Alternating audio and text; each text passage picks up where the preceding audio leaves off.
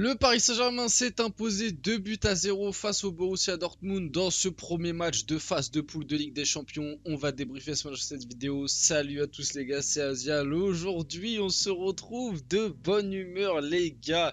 J'espère que vous allez tous très bien. Moi personnellement, ça va super bien après cette belle victoire 2-0 du Paris Saint-Germain. On va débriefer le match, on va revoir quelques images, on va parler du match les gars. Déjà, avant de rentrer dans le vif du sujet et avant de moi personnellement vous dire mon ressenti, vous expliquer un petit peu mon débrief, etc. N'hésitez pas à vous dans les commentaires me dire directement ce que vous pensez du match, comme ça après vous écoutez mon débrief, vous écoutez ce que moi j'en ai un petit peu pensé et vous revenez et vous me dites si vous êtes en accord avec moi ou pas. N'hésitez pas à me dire vous votre premier avis, ne pas forcément vous fier à moi, ça me ferait plaisir de le voir. En tout cas, on va pas perdre plus de temps que ça, le PSG s'est imposé 2 buts à 0 avec un but d'Mbappé et un but d'Achraf Hakimi. On va revoir quelques belles images, quelques photos et tout à vous montrer. Bref, il y a eu pas mal de jolis trucs ce soir, même si j'ai vu et je suis assez surpris l'après-match, que ce soit du côté des observateurs entre guillemets, des journalistes, etc. Tout le monde n'est pas emballé avec ce PSG qui, moi, je trouve assez surprenant parce que moi, j'ai vu de très belles choses ce soir. Allez, on va quand même passer directement au vif du sujet. Je vais quand même vous présenter les compos des deux côtés. On va commencer par ça.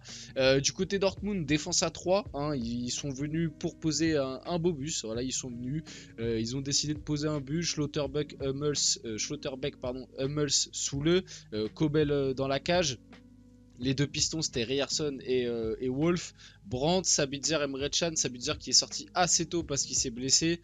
Et devant Malen, Adeyemi qui ont essayé par leur vitesse de prendre un petit peu à défaut cette défense du PSG qui ce soir a été assez impériale. Du côté du PSG ça a été du classique, vraiment du classique. Quasiment pas de surprise, Donnarumma au cage, Skriniar, Marquinhos, Hakimi, Hernandez, Ugarte qui était finalement bien là. Il y avait eu quelques doutes avant le match, quelques petites voilà par rapport à un petit coup qu'il avait reçu à l'entraînement hier. Il y avait eu des petites indécisions, je sais, j'arrive pas à trouver le mot. Bref, c'était pas sûr à 100% qu'il soit là. Devant lui, Vitinha, et Embry, on va en reparler de ce milieu de terrain qui a été incroyablement performant ce soir. Et sur les côtés, Mbappé, Dembélé et Kolo Muani en pointe qui a remplacé Gonzalo Ramos. Bon, au niveau des compos, voilà, du classico-classique, le PSG qui, avec cette compo-là, a globalement dominé l'ensemble du match. Franchement, Dortmund n'a quasiment rien montré. Dortmund finit le match, déjà le PSG finit le match avec 68% de possession. Dortmund finit le match avec seulement un tir cadré. Alors certes, 14 tirs, mais il faut voir la gueule des tirs. Honnêtement, c'est des tirs qui, dans la plupart des cas, n'ont pas été hyper dangereux. De son côté, le PSG, lui, 17 tirs, 3 cadrés. Donc 3 cadrés, on met 2 buts. On a quand même été assez réaliste, on va pas se mentir. Côté PSG, à noter qu'il y a quand même un poteau de Vitinha, que le PSG a quand même des tirs bien plus dangereux que ceux de Dortmund, notamment en deuxième mi-temps où il y a eu pas mal d'occasions. Il y a eu aussi en fin de match le but refusé à Gonzalo Ramos pour une position de hors-jeu où le hors-jeu se joue à pas grand-chose. En fin de match, tu as Mbappé qui a 2 grosses occasions de but et qui les loupe malheureusement. Franchement, si ce soir tu as un PSG un petit peu plus réaliste et un petit peu plus opportuniste, je dirais, franchement tu peux t'en sortir avec un 4-0. Je vous dis la vérité, le PSG pour moi a été bien au-dessus de ce Borussia Dortmund ce soir. Dortmund a passé la première mi-temps dans son camp à défendre. Une fois qu'il y a eu le 1-0 sur penalty d'Mbappé, on va le voir juste après. D'ailleurs je vais vous montrer directement la petite photo d'Mbappé parce que oui, la première mi-temps j'ai pas plus de choses que ça à dire. Le PSG a été dominateur. Certes le PSG a manqué un petit peu de spontanéité, de vitesse, de tranchant dans les 25-30 derniers mètres, mais en même temps, tu avais un bloc de Dortmund qui, franchement, c'était horrible. Les gars, ils étaient avec une ligne de 5 derrière, avec 3 milieux de terrain qui étaient super bas, limite, tu avais l'impression 3 numéro 6, et seulement leurs 2 attaquants devant qui étaient Malen et Adeyemi. Donc en gros, ils défendaient à 8 derrière. Donc c'était très compliqué pour le PSG de se créer des occasions, même si c'est vrai que sur certaines phases de jeu, etc., ça manquait un petit peu de, voilà, de spontanéité, je dirais, un petit peu d'automatisme, de jeu court assez dynamique. Au final, début de deuxième mi-temps, on démarre de la meilleure des manières parce que sur un beau décalage d'Hakimi et Dembélé sur le côté, les deux je trouve ont assez bien combiné. Sur un beau décalage, Dembélé va effectuer un centre, Mbappé la reprend, ça touche la main de Soule. Pour moi le penalty est assez indiscutable par rapport au penalty qu'il aurait pu avoir aussi en première mi-temps qui était déjà sur une main de Soule où lui, je trouve ça assez logique que ça n'ait pas été sifflé, vous savez sur le corner là où ça touche le bras de Soule, mais avant ça touche son corps et puis la position du corps n'est pas forcément anormale, donc le penalty non sifflé était assez logique. Là, en deuxième mi-temps, pour moi, le penalty est totalement logique. Voilà, le bras est complètement décollé. On ne sait pas trop ce que veut faire Soule. Ça touche son bras. Si ça touche pas son bras, je pense que la frappe est cadrée. Ça peut faire potentiellement but. On ne sait pas. Bref, penalty accordé. 1-0 pour le PSG. Et à partir du moment, du coup, penalty transformé par Mbappé. Mbappé, au-delà de ce penalty, franchement, le match de ce soir, je le trouve pas très bon. Voilà, je vous dis la vérité.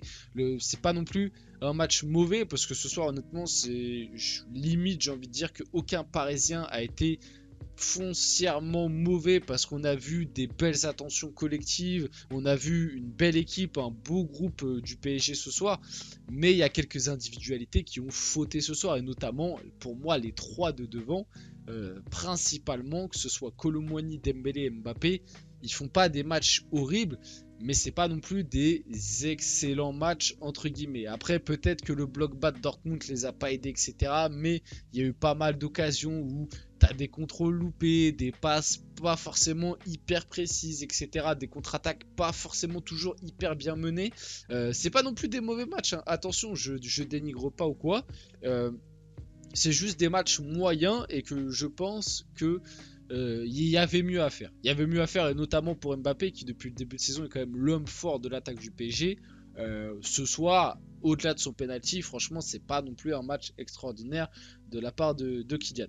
En tout cas, le 1-0 du coup est marqué après ça. Dortmund qui du coup au bout de ce penalty et de ce 1-0 a décidé d'un peu plus sortir, ce qui est logique parce que je pense que de base ils étaient venus pour jouer le match nul. Ils se sont bien rendu compte que le PSG de Luis Enrique c'était une équipe qui avait un gros taux de possession et que s'ils bétonnaient un petit peu derrière ça pouvait passer pour un 0-0. Une fois que le 1-0 a été mis, c'est sorti un peu plus, ce qui a amené à cette magnifique action d'Achraf Hakimi qui vient mettre le 2-0. Franchement, l'action est magnifique entre lui et Vitinha. 1-2 dans la surface. Vitinha qui lui remet le crochet d'Hakimi sur Hummels qui t'envoie un tacle qui part dans les abysses vraiment. Après, extérieur du pied droit, petit filet. Franchement, rien à dire. Et Vitinha a été élu homme du match, on le reverra après. Mais honnêtement, ça se joue vraiment avec pour moi Hakimi ce soir parce que Hakimi a été vraiment excellent. Au-delà de son but, il a été vraiment excellent ce soir défensivement, dans son apport offensif, etc. Franchement, le match d'Hakimi ce soir, ça a été du poulet. Bah, rien à redire là-dessus. Du bon poulet, j'ai énormément apprécié. J'ai mis Ousmane Dembélé parce que bon, comme je vous l'ai dit un petit peu juste avant, l'équipe globalement a été très bonne. Le match collectivement très abouti. On ressent la patte de Luis Enrique. Et moi, ça me fait plaisir de voir mon PSG jouer de cette manière-là, jouer de cette façon, etc. Mais il y a quand même des choses à dire. Et notamment offensivement, comme j'ai dit ce soir, ça n'a pas toujours été en full réussite. Et Ousmane Dembélé, qui quand même, si tu cumules ses matchs en équipe de France et avec le PSG, il est à 7 matchs depuis le début de la saison. 0 but, 0 passe D. Même si moi, je lui accorderais quand même la passe D dans le match face à Toulouse, je crois, si je me trompe pas. Non, c'était face à Lyon. C'était face à Lyon où il fait une passe, elle est un petit peu contrée et ça revient dans les pieds d'Mbappé qui marque. Je lui accorderai moi personnellement cette passe D là, mais bref. Au-delà de ça, c'est juste pour signifier que je vais en attendre plus d'Ousmane Dembélé. Alors certes, il fait des différences énormes à l'heure actuelle malgré tout par rapport à ce que montrent les autres sur le côté, c'est-à-dire les Barcola, même un Kolo Muani. Il y a Asensio. Attention au retour d'Asensio par contre parce que Asensio peut peut-être venir toucher une place sur le côté droit. En tout cas, à l'heure actuelle, Dembélé reste quand même le titulaire en force de cette équipe, mais il va falloir beaucoup plus. Moi j'en attends plus de Dembélé, j'en attends plus dans le dernier geste, j'en attends plus dans certaines courses, dans certains choix, même dans certains dribbles. Je trouve que le Dembélé du Barça n'est pas forcément celui qu'on a au PSG. Pourtant le Dembélé du Barça n'était pas déjà sa meilleure version.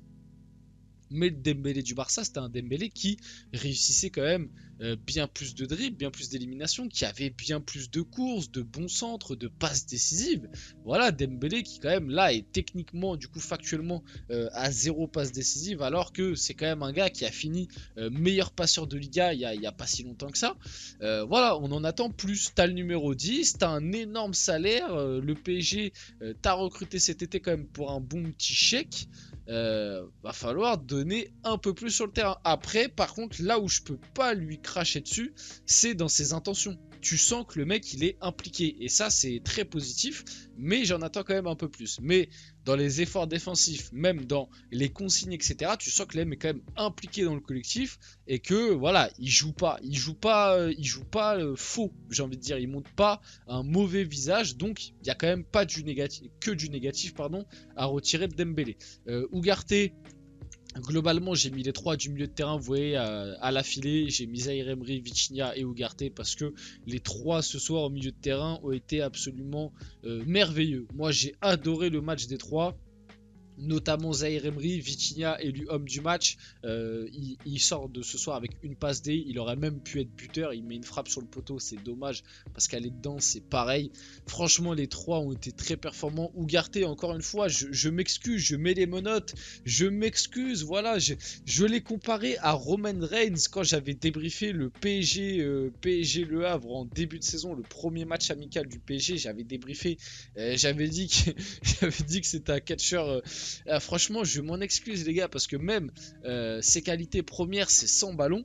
Mais dans ce PSG là, sous Luis Enrique, même avec le ballon, je le trouve d'une justesse franchement bluffante. Là, ce soir, encore une fois, 2-3 fois à des moments un peu sous pression et tout, il arrive quand même à sortir de la pression, à te trouver des belles passes et tout, franchement, à te casser des lignes.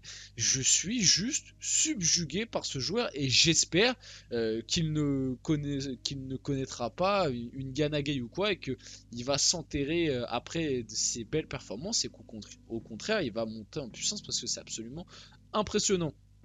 Pareil, Warren Zaïre Emery, 17 ans, voilà, j'ai même pas besoin de parler plus, absolument impressionnant son match ce soir. Vitinha, homme du match, passeur, rien à redire, c'est très très beau. Le PSG qui te sort une magnifique prestation ce soir. Alors bien évidemment, il y a des trucs à redire, tout n'est pas parfait, le jeu de Luis Enrique reste encore en peaufinage, mais ce que je retiens de ce soir, c'est que le PSG s'est imposé 2-0 sans être mis en difficulté, que le PSG, grâce au match nul entre l'AC Milan et Newcastle, prend la première place de ce groupe et prend même 2 points d'avance. Donc on est plutôt bien pour ce début de Ligue des Champions. On a démarré d'une très belle manière et j'espère qu'on continuera comme ça pour la suite. En tout cas, c'était Azial. J'espère que ce débrief vous a plu. Si c'est le cas, n'hésitez pas à le liker, à partager, à vous abonner. Ça fait toujours plaisir et on se retrouve très rapidement pour de prochaines vidéos.